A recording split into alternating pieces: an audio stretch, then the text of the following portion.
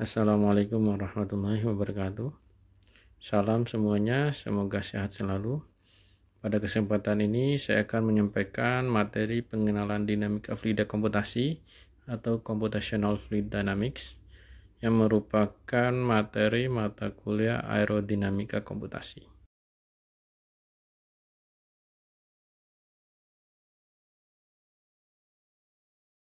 Ilmu teknik dan sains telah mengalami perubahan yang dramatis atau perubahan yang sangat drastis ke arah yang lebih maju, lebih high-tech dengan adanya perkembangan perhitungan ilmiah atau scientific computing, kemudian ilmu matematika, dalam hal ini adalah analisis numerik, dan tentu saja perkembangan internet. Ini sangat membantu sekali dalam perkembangan ilmu pengetahuan dan ilmu keteknikan. CFD adalah ilmu yang berdasar pada logika dari matematika terapan, di mana ilmu ini menghasilkan tools atau software yang digunakan untuk menyelesaikan kasus-kasus fluida yang sebelumnya tidak bisa diselesaikan. Contohnya dulu orang belum bisa melakukan simulasi bagaimana fenomena tsunami itu terjadi. Namun dengan adanya CFD maka bisa dilakukan simulasi atau bisa ditemukan software yang dapat mensimulasikan tsunami, fenomena tsunami, sehingga bisa dipelajari bagaimana tsunami itu mulai terbentuk, bagaimana rambatan gelombang tsunami, perkiraan ketinggian gelombang tsunami jika terjadi gempa dan sebagainya. Kemudian selain itu, CFD digunakan oleh hampir semua bidang ilmu yang berkaitan dengan fluida, antara lain aerodinamika, acoustics, kemudian biosystem, ada kosmologi, geologi, perpindahan panas, hidrodinamik, river hidrolik, dan masih banyak lagi yang berhubungan dengan fluida. Mekanika fluida sendiri ini berkembang tidak lepas dari jasa-jasa ilmuwan-ilmuwan yang telah mengembangkan dan mempelajari ilmu ini sendiri. Di antaranya ada Archimedes, kemudian ada Leonardo da Vinci, Sir Isaac Newton, Leibniz, kemudian Euler, yang semuanya memegang peranan penting ya di awal-awal perkembangan mekanika fluida. Kemudian ada Bernoulli, ini yang sangat terkenal dengan persamaan Bernoulli-nya. Ada Navier dan Stokes, ini yang sangat berjasa sekali dalam menemukan persamaan Navier-Stokes, persamaan dasar fluida yang akan kita gunakan nanti dalam analisis ya.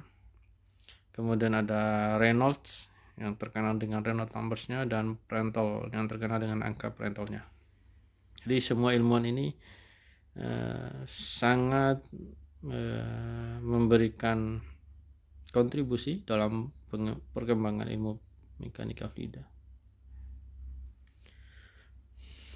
Pada pertengahan tahun 1800-an hingga 1960-an, penelitian di bidang mekanika fluida ini fokus pada dua hal.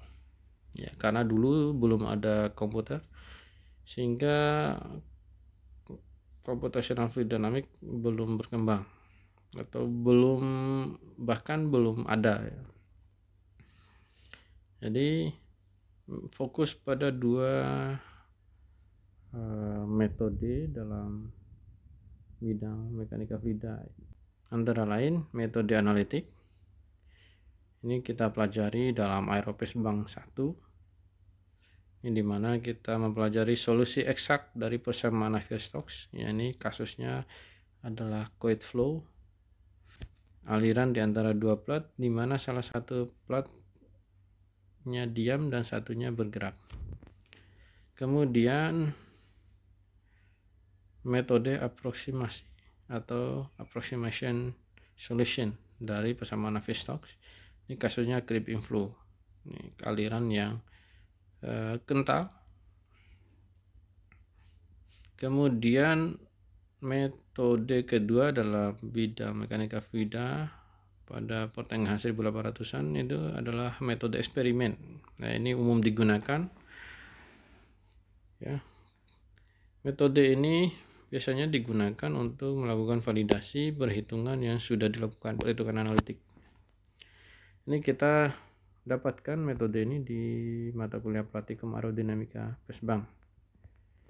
Metode ini menggunakan model skala. Artinya jika kita analisis suatu dengan ukuran sebenarnya, itu kita buatkan model dengan skala dan proses eksperimen menyesuaikan kondisi lingkungan sebenarnya.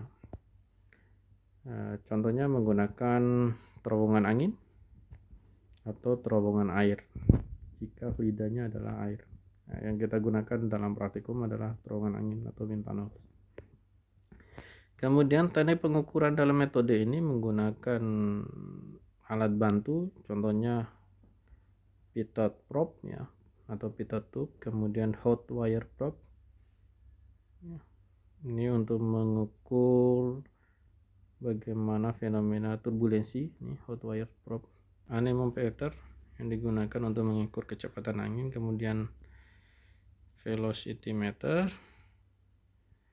kemudian particle image velocimetry, dan yang lain-lain. Jadi metode eksperimen ini menggunakan teknik pengukuran. Kemudian lebih banyak membuat dan menguji.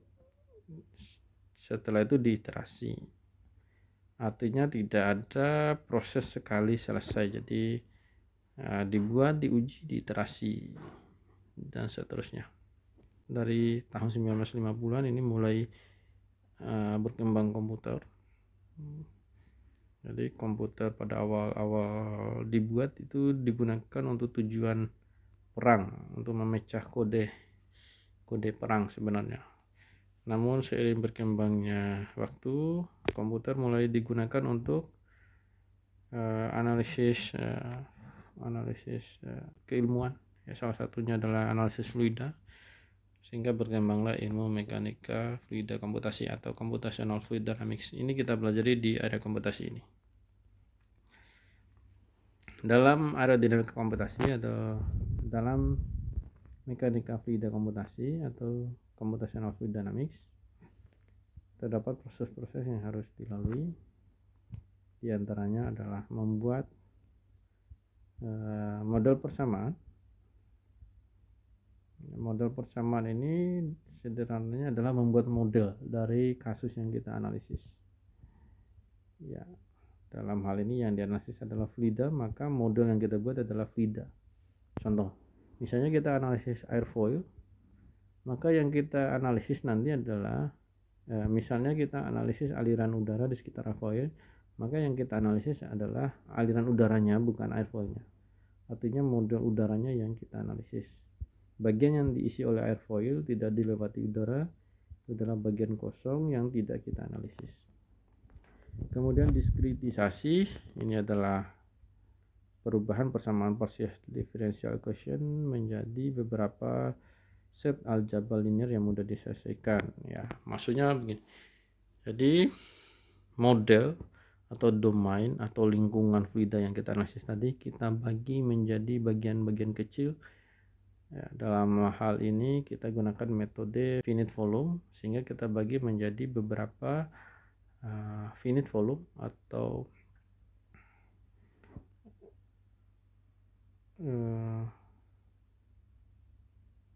kontrol volume ya. Kita bagi menjadi kontrol volume atau volume atur, sehingga bisa kita selesaikan nanti ya dengan cara mengintegralkan hasil dari setiap kontrol volume.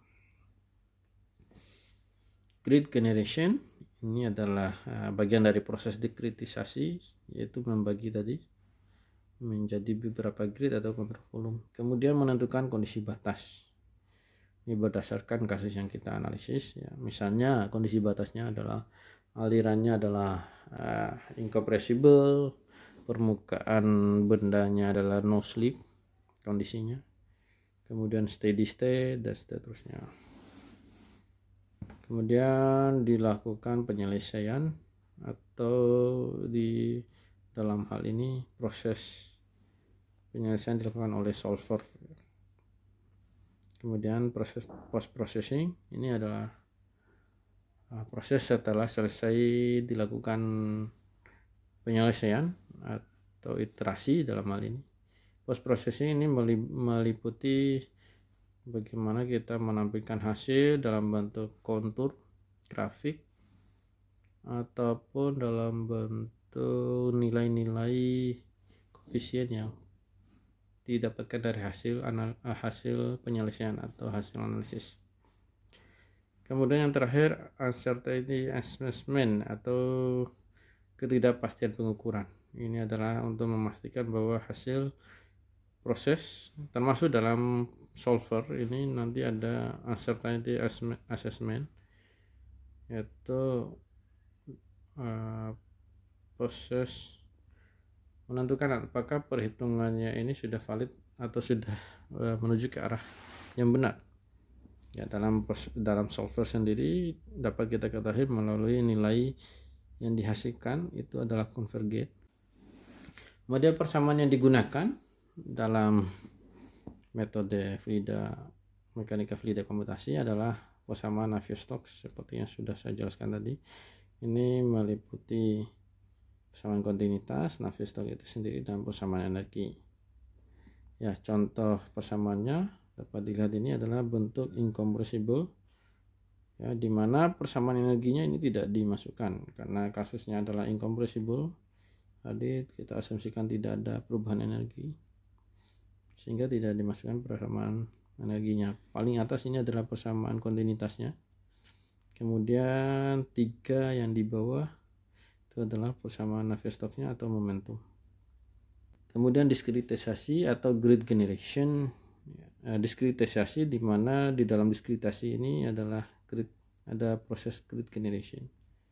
Daerah aliran dianalisis sebagai kumpulan titik atau volume, atau dalam hal ini adalah volume atur. Jadi daerah aliran yang dimaksud di sini adalah fluida yang kita analisis, itu kita analisis sebagai kumpulan titik karena kita bagi-bagi menjadi volume yang sangat kecil. Saking kecilnya itu mendekati ukuran titik, makin kecil volumenya maka makin akurat yang kita analisis, meskipun itu tidak menjamin. Nah, setiap titik tadi atau setiap volume atau tadi atau kontrol volume itu mewakili persamaan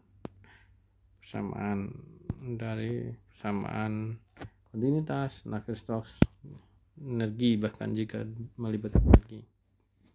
Nah, setiap volume atur itu tadi atau titik itu tadi diselesaikan bersamaannya, kemudian diintegralkan, didapatkan nilai akhirnya. Berbagai jenis grid generation atau proses pembuatan grid tergantung dari kemampuan dari penyelesai persamaan atau solver. Artinya ada solver yang bisa menyelesaikan grid yang bentuknya terstruktur ya. Ada solver yang bisa unstructured, ada yang hybrid ya, ataupun overset ya, saling tindih ini.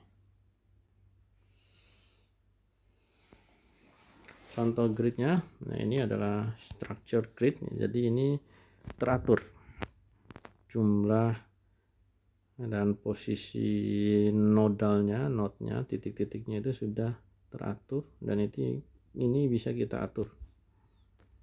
Sedangkan yang overset ini adalah grid yang terstruktur tapi overset, saling tindih, jadi tidak menyatu ya, ada sendiri-sendiri gridnya. Nah, untuk structure overset grid ini saya belum pernah menggunakan ya, karena ini adalah ilmu tingkat lanjut. Kemudian unstructured, ini grid unstructured ini dibuat berdasarkan algoritma persamaan dari softwarenya sendiri. Jadi kita tinggal menentukan berapa jumlah nodalnya, kita tinggal menentukan berapa kualitas meshnya dan seterusnya, maka dia akan otomatis menghitung dari situ dan membentuk sendiri. Dan elemennya biasanya berbentuk segitiga seperti ini ya, sedangkan yang structure grid berbentuk heksa ya, segi 4 atau sudutnya 4.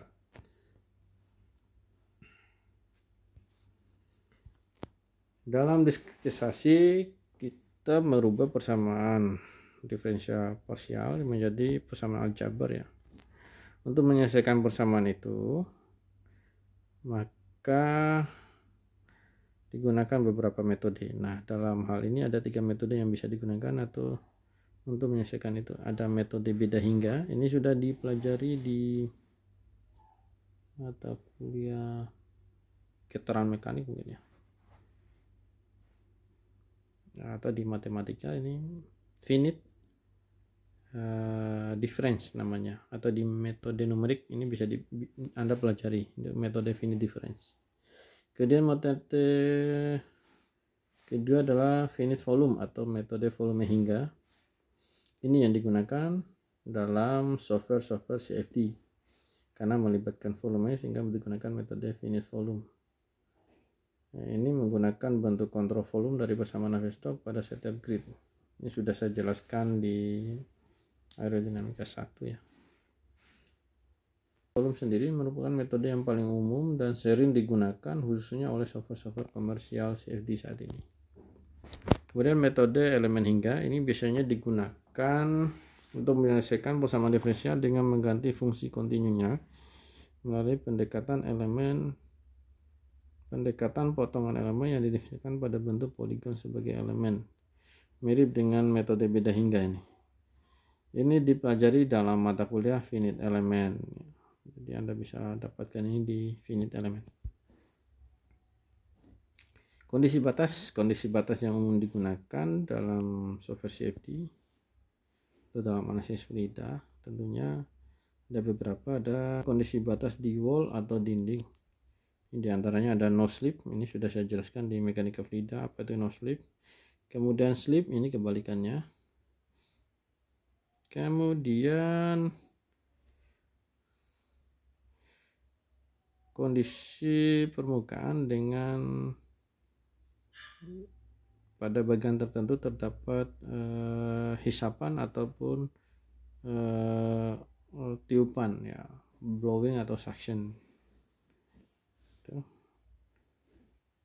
Ini bisa terjadi pada suatu daerah tertentu, misalnya yang terdapat lubang, dimana kalau tekanan yang rendah berarti aliran udaranya masuk ke lubang itu atau hisapan suction. Kemudian jika tekanan yang tinggi di bagian sisi lain maka akan mengalami blowing atau tiupan.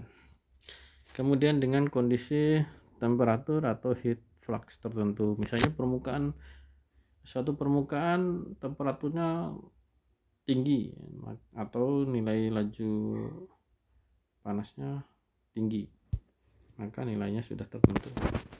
Kemudian kondisi inflow atau aliran masuk, kemudian outflow aliran keluar. Maksudnya di sini adalah aliran yang masuk melewati permukaan benda yang akan kita analisis. Kemudian outflow ini aliran yang meninggalkan benda yang dianalisis. Kemudian ada interface. Ini jika kita analisis fluidanya pada beberapa jenis fluida atau antara fluida dengan permukaan fluida lainnya, misalnya antara air dengan udara ya. Misalnya analisis kapal yang melewati sungai atau laut. Jadi antara pertemuan air dengan permukaan dengan udara itu merupakan kondisi interface. Kemudian simetri, ini kondisi batas simetri, di mana kondisi ini memungkinkan kita menganalisis suatu benda yang bentuknya simetri, itu kita bisa analisis tengahnya, kemudian hasilnya kita bisa kalikan 2. Kemudian hampir sama dengan simetri, periodicity ini bedanya hanya pada arah. Periodicity ini adalah arah lingkaran. Jadi analisis satu kondisi maka mewakili kondisi lainnya. Contohnya pada Q kipas atau baling-baling. Jadi jika blade-nya blade-nya ada 3, maka kita bisa analisis satu saja, kemudian kita bisa kalikan sekian blade, kira-kira seperti itu. Biasanya kondisi batas ini diatur dalam software ya, yang proses pengaturannya melalui graphic user interface ya. Dalam hal ini di software ANSYS sendiri Anda tinggal klik dan masukkan nilainya, misalnya no slip, jadi tinggal pilih no slip, kemudian specify temperatur, maka Anda klik permukaannya, masukkan nilai temperaturnya sekian. Atau pada kondisi inflow atau inlet dan outflow, Anda tinggal masukkan kondisi aliran, kecepatannya berapa, tekanannya berapa, dan seterusnya. Kemudian solve ya, proses penyelesaian.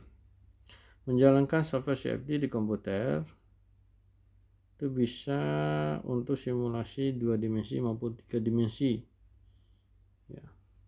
Proses simulasi 2 dimensi yang dimaksud di sini benda-benda 2 dimensi, contohnya airfoil, sedangkan 3 dimensi sendiri dapat digunakan untuk analisis sayap misalnya, atau pesawat full 3 dimensi. Simulasi aliran steady dan unsteady 3 dimensi juga bisa dilakukan ya dengan software ANSYS maksudnya, atau software yang lain, tapi membutuhkan performa dan spesifikasi komputer yang cukup tinggi karena ini perhitungannya lebih rumit daripada kondisi biasa. Kemudian pada proses solve atau penyelesaian persamaan aljabar tadi, itu ada monitor residual. Ini adalah monitor untuk mengetahui sebagaimana proses iterasi berlangsung. Ini mendefinisikan 2 hal dalam monitor ini. Itu adalah perubahan variabel antara iterasi. Jadi di persamaan kontinuitas itu tadi ada 1 nilai. Kemudian di persamaan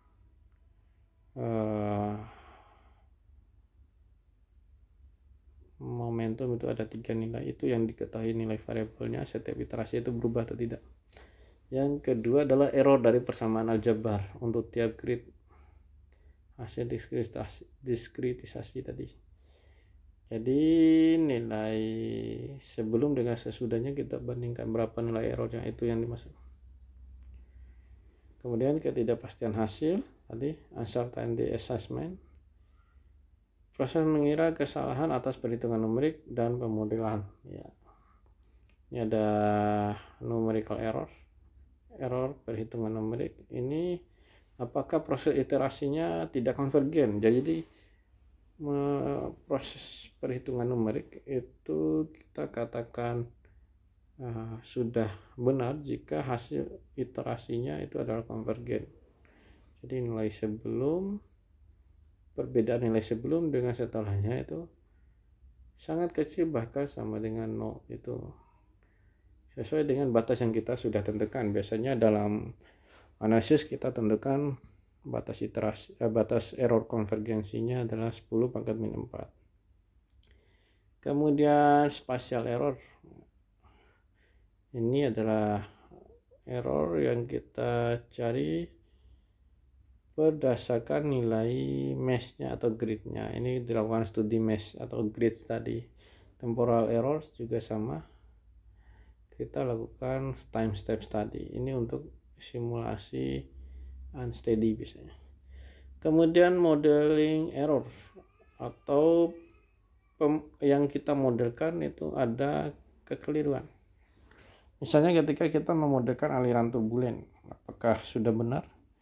Di situ nanti ada pilihan, ada pemodelan turbulennya, ada K epsilon, ada K omega ya di ANSYS ya. Kemudian ada shear stress transport.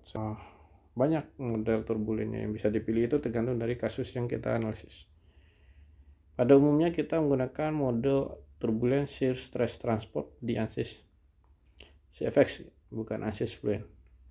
Kemudian ada multiphase atau multifase, fasa yang kita gunakan ya.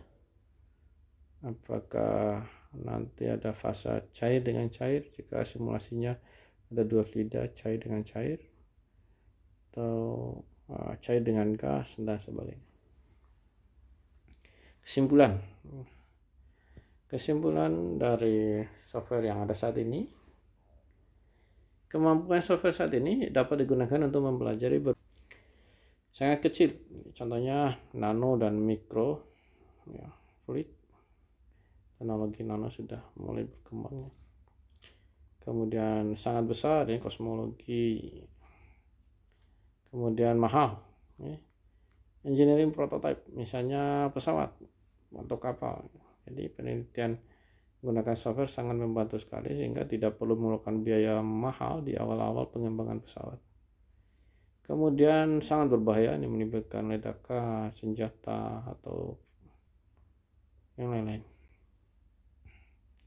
Kemudian batasan teknologi saat ini, banyak kasus aliran fluida kurang pas dideskripsikan dengan bersama Navier-Stokes. Jadi ada beberapa fluida yang kita tidak bisa gunakan bersama Navier-Stokes karena tidak cocok gitu. Atau kasusnya terlalu berat untuk diselesaikan oleh kemampuan komputer saat ini. Ya, banyak yang melakukan penelitian membutuhkan komputer yang powerful untuk menyelesaikan persamaan aljabarnya. Bahkan kadang-kadang komputer tidak bisa menyelesaikan itu. Contohnya aliran turbulen. Nah, ini pemodelan dengan Navier-Stokes tidak bisa karena turbulen itu tidak ada persamaannya. Jadi yang kita gunakan adalah model turbulen. Jadi modelnya bukan aliran turbulennya. Kemudian multifase, misalnya kasus solid dan gas. Ini contohnya pada kasus polusi. Pemodelannya mungkin akan sulit ya, atau tidak mendekati real. Liquid dan gas, solid dengan liquid dan seterusnya. Combustion dan chemical reaction, atau ini proses pembakar dalam ruang bakar. Ini juga sulit kita simulasikan. Meskipun ada sebagian yang mencoba, tapi hasilnya mungkin tidak benar-benar mendekati realnya. Kemudian yang lainnya adalah non-Newtonian fluids. Jadi kasus non-Newtonian fluid juga tidak pas dideskripsikan dengan bersama Navier-Stokes, karena asumsi bersama Navier-Stokes itu adalah Newtonian fluids. Contohnya darah, kemudian polimer, dan sebagainya. Karena keterbatasan ini, maka diperlukan penelitian secara eksperimen. Jadi tetap metode eksperimen itu sangat penting sekali dalam menunjang analisis maupun penelitian yang tidak bisa dilakukan secara komputasi, di mana nilainya tidak mendekati kondisi sebenarnya. Saat ini pendekatan yang paling baik untuk menyelesaikan kasus teknik adalah simulasi komputasi dan eksperimen, sehingga dua metode ini masih sangat sering digunakan dalam metode penelitian. ANSYS sendiri ini dalam prosesnya ada 3, ada pre-processing, nanti di situ pre-processing ada proses membuat model. Dalam ANSYS ada desain modeler, ataupun Anda bisa langsung membuat modelnya dalam CATIA atau SolidWorks atau AutoCAD, kemudian Anda import ke dalam ANSYS-nya, ANSYS Workbench-nya. Kemudian di situ ada proses meshing, atau meshingnya sudah Anda buat juga di software Gambit misalnya, Anda import. Kemudian setelah itu Anda definisikan kondisi batas, baru diselesaikan solving oleh softwarenya.